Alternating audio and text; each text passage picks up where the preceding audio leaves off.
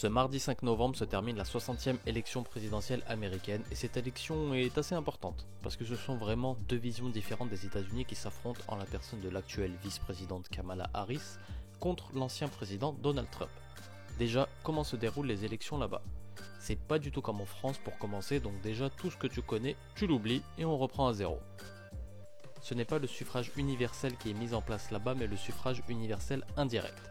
Chaque État possède un nombre de grands électeurs qui s'engagent à voter pour un candidat bien précis.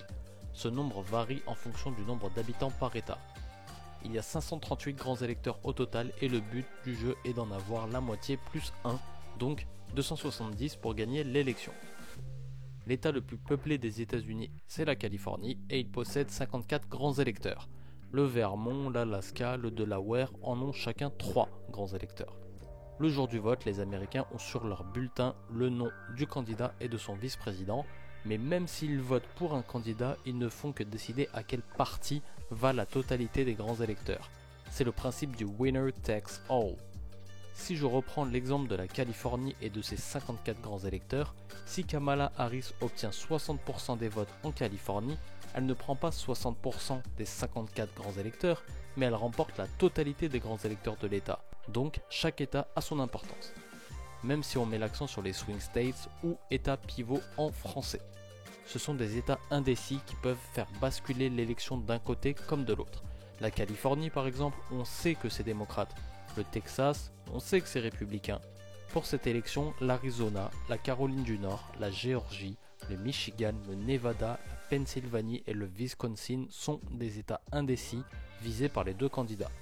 Le délire de ce suffrage universel indirect, c'est qu'on peut avoir plus de gens qui votent pour nous, mais ne pas être élus. Un exemple tout con, en 2016, à peu près 2 millions de personnes de plus ont voté pour Hillary Clinton, mais elle n'a pas été élue.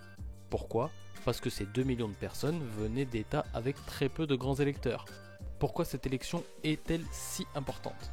Les deux candidats représentent chacun une partie des États-Unis bien différente, mais ce n'est pas la seule raison. À l'international, cette élection est scrutée avec attention, notamment en Ukraine qui est soutenue financièrement par l'Union Européenne et les États-Unis. Donald Trump a clairement fait comprendre que s'il est élu, il coupera les fonds pour l'Ukraine et il les laissera se débrouiller entre eux.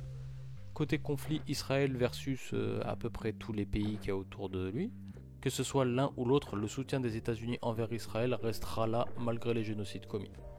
Donc on attend mardi pour la fin du vote et résultat dans la nuit du mardi 5 à mercredi 6 novembre. Tu sais que c'est carré, c'est le média du peuple, on se retrouve tous les jours, si t'as capté, c'est carré.